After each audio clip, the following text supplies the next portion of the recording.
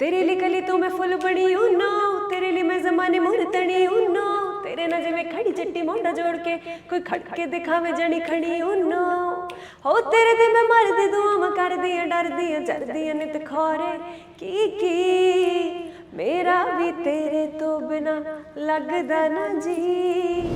गए जो तुम हमें गम तो नहीं है, भुला दे जो तुम्हें वो यार हम नहीं, तुम ही थे ना वो जिसने दिल कहा था। जब बंदा वॉशरूम में होता है ना सबसे ज़्यादा ख्याल तब आता है, ये सच्ची बात है। तो मेरे मैक्सिमम गाने जो लाइनें मैंने लिखी है मैं वॉशरूम में होती हूँ तब मुझे याद आती है कि अच्छा पता नहीं वहाँ शायद वो कहते हैं ना अकेलापन होता है। देखो दिल तो टूटते रहते हैं, दिल का क्या है, दिल तो बना ही टूटने के लिए मुझे लगता है। बट एक आर्टिस्ट के लिए बहुत ज़रूरी होता है कि उसको लाइफ के एक्सपीरियंसेस हो ताकि वो अपने गानों में वो इमोशंस जो पोर्ट्रे करना चाहता है उसको पहले खुद पता होने चाहिए। मुझे तुमसे है कितने गिले, तुम कितने दिन बाद मिले, बोलो इतने दिन क्या किया क्या किया क्या किया। हाय गाइस, यू नो आज मेरे साथ कौन है? हाँ, उनके गाने का टाइटल भी यू नो है। Shout out for Shipra Goyal. तेरे लिए कली तो मैं फुल बनी हूँ नो, तेरे लिए मैं जमाने मुर तड़ी हूँ नो, तेरे नजे में खड़ी चट्टी मोटा जोड़ के कोई खड़के दिखावे जनी खड़ी हूँ नो। हो तेरे ते मैं मर दे दुआ मैं कर दिया डर दिया जर दिया नित खोरे की मेरा भी तेरे तो बिना लगदा ना जी, तेरा ही रहना जट चन्नो छड़ दे worry.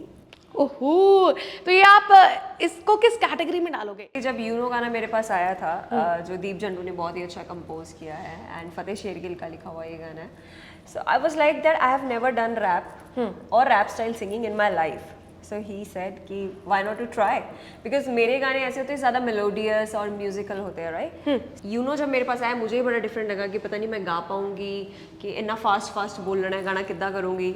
So but at the and मैंने गा लिया and everybody was pretty surprised. Yes, ये गाना आपके रेगुलर गानों से कहते हैं बहुत अलग है।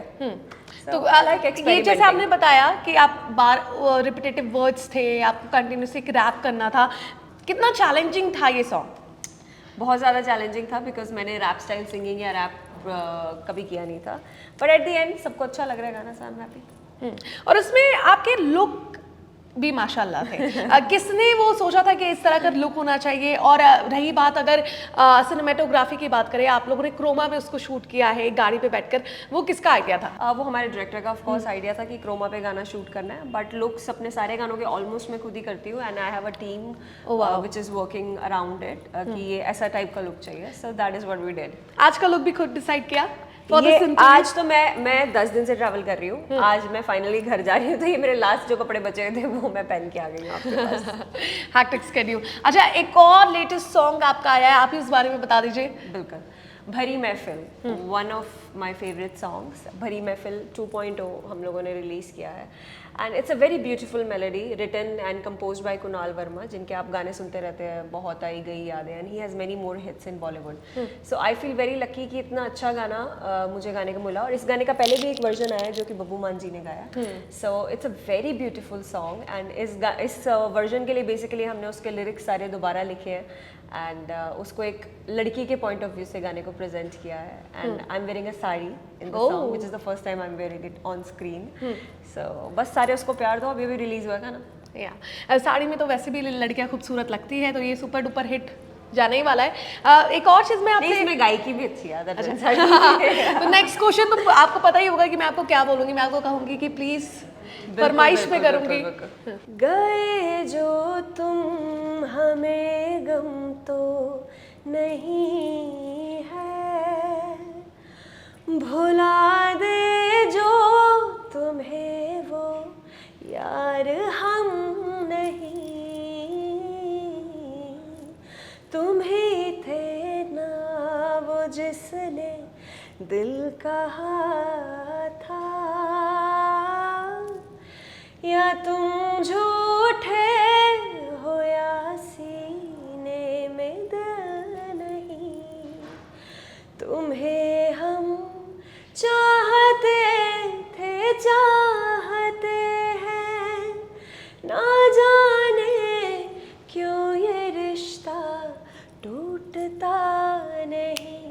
भरी महफिल में हम हैं मुस्कुराए, भरी महफिल में हम हैं मुस्कुराए, वहाँ रोए जहाँ कोई देखता नहीं। क्या बात, क्या इस गाने में बहुत सारा दर्द महसूस हो रहा है मुझे। और ये एक मिथ भी है, कहते हैं कि एक सैड सॉन्ग गाने के लिए उसका इंस्पिरेशन ही होता है कि आपको दिल जुड़वाना पड़ता है पहले। ऐसा कुछ हुआ है शिप्रा के साथ? देखो, दिल तो टूटते रहते हैं, दिल का क्या, दिल तो बना ही टूटने के लिए मुझे लगता है। बट एक आर्टिस्ट के लिए बहुत ज़रूरी होती है कि उसको लाइफ के एक्सपीरियंसेस हो, ताकि वो अपने गानों में वो इमोशंस जो पोर्ट्रे करना चाहता है उसको पहले खुद पता होने चाहिए। तो वो उसके बाद फिर कहते हैं दिल टूटता, बंदा शायरी लिखने लग जाता है, बंदा राइटर बन जाता है, बंदा सिंगर बन जाता है, कोई पेंटर बन जाता है। बहुत सारे बेनिफिट्स हैं। आपने कई सारे आर्टिस्ट के साथ कोलैब किया है, कोई एक और आर्टिस्ट आप सोचो नेक्स्ट गाने के लिए कि इनके साथ मेरा कोलैबोरेशन होना ज़रूरी है? लाइक आई विश, ऐसे मैनिफेस्ट करते हैं आज हम। मैनिफेस्ट, मैं हर अच्छे जो आर्टिस्ट है मैं उनकी कदर करती हूँ, अच्छे म्यूजिक की मैं कदर करती हूँ। सो ज़रूरी नहीं है कि बहुत नामी आर्टिस्ट होना चाहिए। कोई भी अच्छा म्यूजिशियन है तो आई विश कि मेरा उसके साथ कोलैब होना चाहिए। कोई भी अच्छी कॉम्पोजिशन है तो आई विश कि मुझे वो गाने के लिए मिले। तभी मैं एकदम जो बिल्कुल नए फ्रेश आर्टिस्ट होते हैं उनके साथ भी गाती हूँ। मेरा वो सीन नहीं होता कि हाँ अगर कोई स्टार है then only I am gonna perform. No, it's not like that. I support good music. So और ये भी कहा जा रहा है कि सिंगर्स ना कहीं जो अपकमिंग सिंगर्स आ रहे हैं जितने भी, वो ऑडियंस की नफ्स पकड़ लेते हैं। उन्हें पता है कि क्या ऑडियंस को फिलहाल अभी पार्टी सॉन्ग की ज़रूरत है या थोड़ा सैड सॉन्ग, मेलोडी सॉन्ग चाहिए।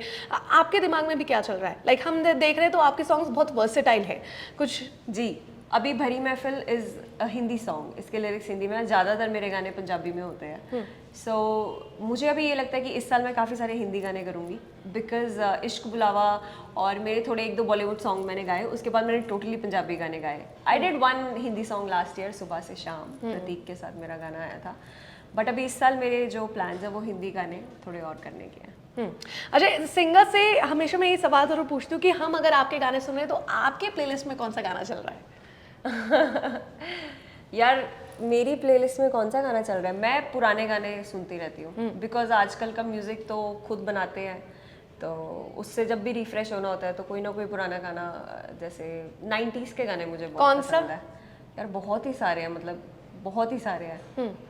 मुझे तुमसे है कितने गिले, तुम कितने दिन बाद मिले, बोलो इतने दिन क्या किया क्या किया क्या किया। So, ये गाने बड़े ब्यूटीफुल लगते हैं मुझे। मैं 80s और 90s के गाने बहुत ज़्यादा सुनती हूँ। हाल फिलहाल में 80s और 90s गाने को लेकर ना बहुत सारे रिमिक्स भी चल रहे हैं, जिसको लेकर ट्रोलिंग भी हो रही है। कईयों की ऑडियंस डिवाइड हो गई है कि कुछ कह रहे हैं कि भाई छोड़ दो इन गानों को, ये एवरग्रीन है, प्लीज़ इन्हें टच मत करो। इस पर आपका क्या टेक है? क्या कह सकते हैं कि अभी देखिए बहुत डिपेंड करता है कि गाना अच्छा बन रहा है कि नहीं बन रहा है और कौन उसे बना रहा है।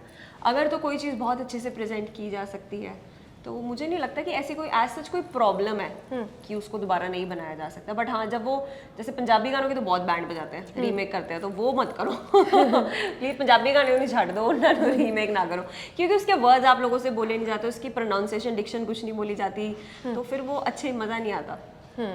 ओके, जैसे हम मूवीज़ में देखते हैं नेपोटिज्म को लेकर बार बार सवाल उठते हैं। कोई भी जो बॉलीवुड बैकग्राउंड से अगर किड आता है, उसकी फिल्म आती है, तो उस पर नेपोटिज्म पर सवाल उठते हैं कि म्यूज़िक इंडस्ट्री में भी, क्योंकि आप भी म्यूज़िक इंडस्ट्री से ताल्लुक़ नहीं रखती, आपने अपनी खुद की पहचान बनाई है, आपके लिए मुश्किल था? और क्या ये नेपोटिज्म फैक्टर म्यूज़िक इंडस्ट्री में भी देखने को मिला? ऑफ कोर्स, कोई भी नई चीज़ अगर आप रास्ता सफ़र शुरू करते हो तो मुश्किलें तो आती हैं, पर उस टाइम बंदे को एक वो होता है कि जज्बा होता है उसके अंदर कि नहीं, वहाँ ऊंचाई तक पहुँचना है, तो वो सारी मुश्किलें पार कर जाता है। सो ऑफ कोर्स मेरे भी जर्नी में बहुत सारी मुश्किलें आई, बहुत सारे लोगों ने मुझे दबाने की कोशिश की, मेरे गानों में से आवाज़ें बदल देते थे, कुछ भी कर देते थे, but at the end it's all worth it, because where I am today. तो आज जब अपने फैन से मिलते हैं या लोग प्यार देते हैं तो अच्छा लगता है। सब भूल चुके हैं। सिंगर्स जो होते हैं ना, एक माहौल में कुछ सोच के लिखते हैं अपने लिरिक्स को, चाहे वो ड्राइव करते हुए चला रहे हो या दो पैग लगा लिया हो तो उनके दिमाग में वो लिरिक्स हो, यार ये दो लाइन अब याद आ गई। आपको कभी हुआ है कि कभी किसी माहौल में वो लाइन्स याद आए and you just taking out your copy and pen and writing it down कि हाँ ये मेरे नेक्स्ट सॉन्ग में होना चाहिए? कॉपी पेन पे तो मैंने बहुत कम लिखा है। मैं हमेशा अपने फ़ोन में नोट्स लिखती हूँ, मुझे जो भी चाहिए होता है। और पता नहीं ऐसा क्यों होता है कि जब बंदा वॉशरूम में होता है ना, सबसे ज़्यादा ख्याल तब आता है। ये सच्ची बात है। तो मेरे मैक्सिमम गाने जो लाइनें मैंने लिखी है, मैं वॉशरूम में होती हूँ तब मुझे याद आती है कि अच्छा पता नहीं वहाँ शायद वो कहते हैं ना अकेलापन होता है। ये सबसे पहले बार मैंने सुना है और ये बहुत ही बेहतरीन आइडिया कि बाथरूम में ज्यादा आपका दिमाग चलता है। ये आपने बहुत सही कहा। आप भी ट्राई करो। हाँ नहीं, मेरा चलता है लेकिन वही है कि ज़्यादा वक्त नहीं मिलता, बाहर से कोई ना कोई नॉक कर देता है because I live in a PG, so that's why. But हाँ, ये आपने सही कहा है कि दिमाग तब ज़्यादा चलता है। अच्छा, शिप्रा से पूछना चाहेंगे कि how this musical journey started, कि बहुत ही पहले क्या घर में कोई गाता था, खुद की ये हॉबी बन गई, कैसे ये स्टार्ट हुआ? मेरे parents, I was born into musical family. Subhash Goyal ji, Anju Goyal ji, they are singers and वो बचपन से ही उन्होंने हमेशा मुझे म्यूज़िकल माहौल दिया। म्यूज़िक के प्रति मेरी भी बचपन से ही बहुत ज़्यादा मुझे पसंद था। मतलब वो अपोजिशन वाला काम होता ना कि नहीं तुम सिंगर नहीं बनोगी, वो वाला कोई काम नहीं था। बट देन मेरा सपना था कि मैं थोड़ा प्लेबैक करूँ बॉलीवुड, क्योंकि पेरेंट्स ने जितना कर लिया था वो चीज़ें तो करी मिल गई, बट अब आगे आप अपना क्या करोगे। तो सपने पूरे करने चले गए जी बॉम्बे, बॉलीवुड के गाने गुने किए। फिर बाद में समझ आया कि इधर भी कुछ नहीं है, अगर कुछ बढ़िया करना है तो अपना ही इंडिपेंडेंट म्यूजिक करना चाहिए। So then I started doing my own songs and then गाने हिट हो गए। फिर तब से और कारवां चलता जा रहा है। अच्छा, ये अब मैं जैसे कॉर्पोरेट ऑफिस में पूछता था कि 5 साल बाद आप अपने आप को कहाँ देखना चाहते हैं, अब मैं शिप्रा से ये पूछना चाहूँगी 5 साल बाद आप अपने आप को कहाँ देखना चाहती हैं? 5 साल बाद मुझे लगता है एक बढ़िया से आइलैंड पे एक बीच साइड घर बना के मैं रह रही होंगी कहीं। गाना वाना बहुत हो गया होगा तब तक, जस्ट लाइफ एंजॉय करूंगी 5 साल बाद। अच्छा, चलिए, इंटरव्यू की शुरुआत हुई थी आपके एक बढ़िया सॉन्ग के साथ, तो एंड भी उस बढ़िया सॉन्ग के साथ ही होना चाहिए। Can we hear it? बिल्कुल, आई सिंग इश्क बुलावा फॉर यू। Okay, sure.